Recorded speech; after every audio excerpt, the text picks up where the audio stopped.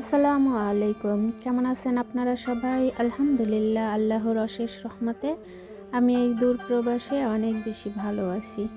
আশা করছি যে যেখান থেকে আমার আজকের ভিডিওটি দেখছেন আপনারা অনেক বেশি ভালো আছেন, সুস্থ আছেন এবং নিরাপদে আছেন। আরও একটা নতুন দিনে নতুন ভিডিও নিয়ে হাজির হয়েছি আমি জোসনা, সৌদি আরব থেকে।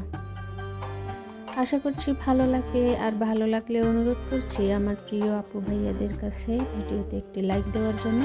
আপনার একটি লাইকে আমি অনেক বেশি উপকৃত হব, আর অলরেডি যারা একটি লাইক দিয়ে দিয়েছেন তাদের জন্য রইল অন্তর থেকে অনেক অনেক দোয়া ও ভালোবাসা।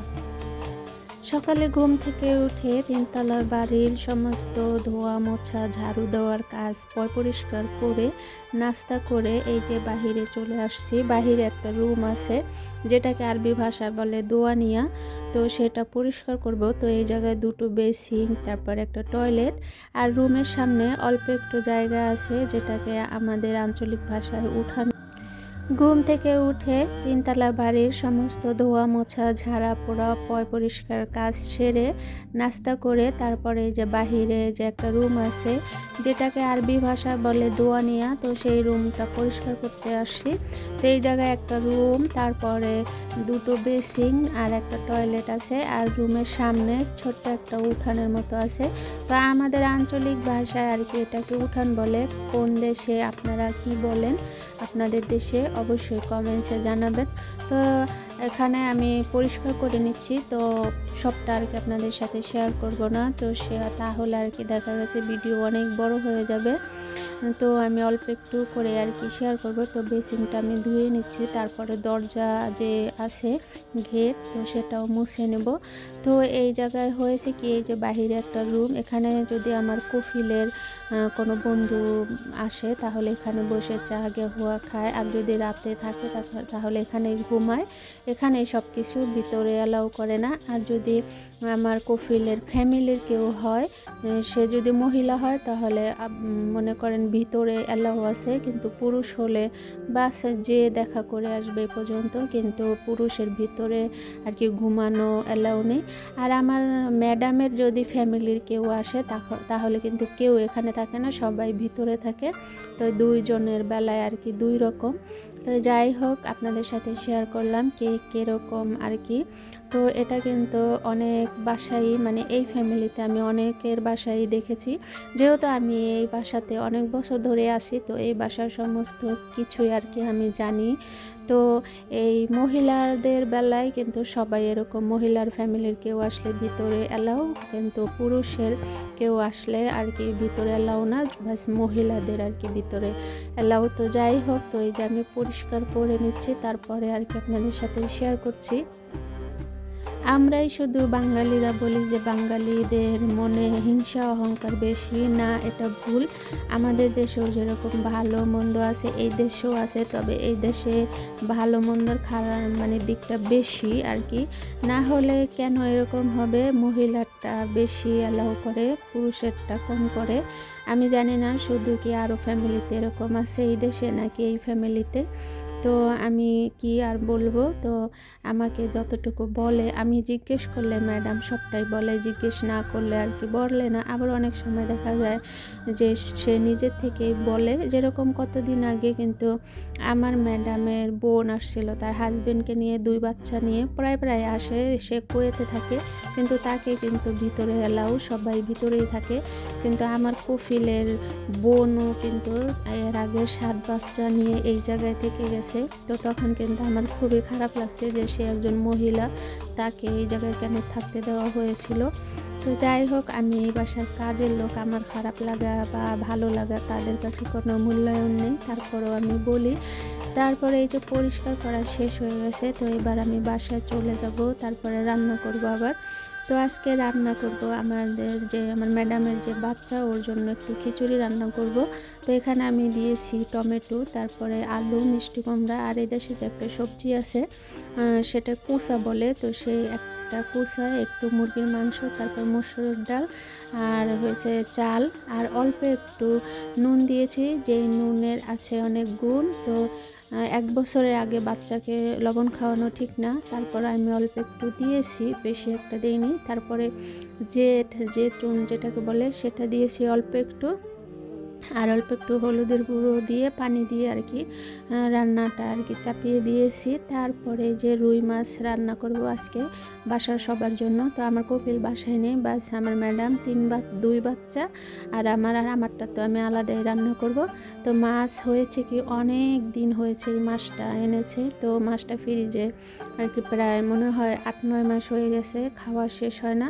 তো মাঝে মাঝে আমি রান্না করে খাই আর তাদের জন্য আর কি রান্না করি। তো এবার এই যে আটা দিয়ে মাছ ভেজে খায় কেন, তো সেটা আপনাদের সাথে আজকে বলবো।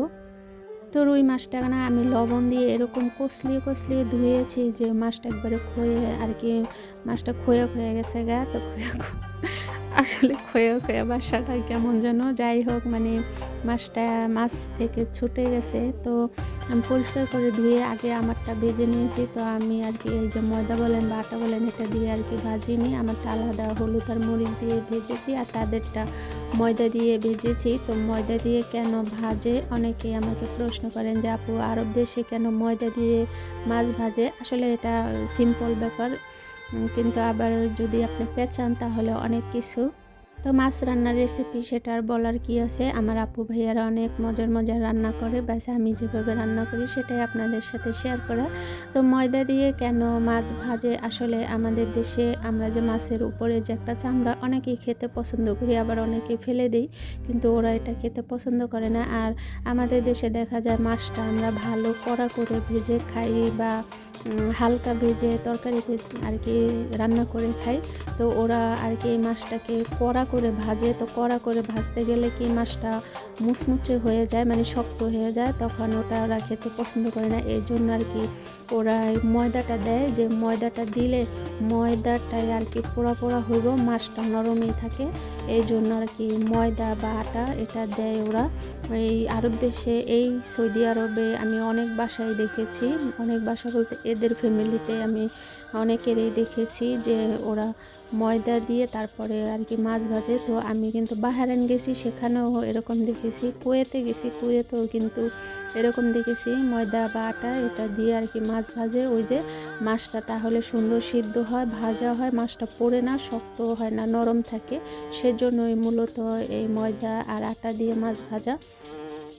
তো ওইদিকে আমি আমার তরকারিটা আর কি রুই মাছের আলু দিয়ে আর হচ্ছে কুচা দিয়ে রান্না করব, আর এইদিকে তাদের জন্য আর কি ভুনা করব। ওই যে আমি যা যা মশলা তা দিয়ে দিয়েছি, আর ওই যে কালো যেটা ওটা হইতেছে লেবুটা আমি ভেঙে তারপরে প্রত্যেকটা বিচি একটা একটা করে বাইসা বাইসা ফালাই দিছি। আর লেবুর বিচি না ফালাইলে আপনারা তো জানেনই তিতা হয়ে যাবে, এজন্য লেবুটার বিচি ফালাই দিতে হয়।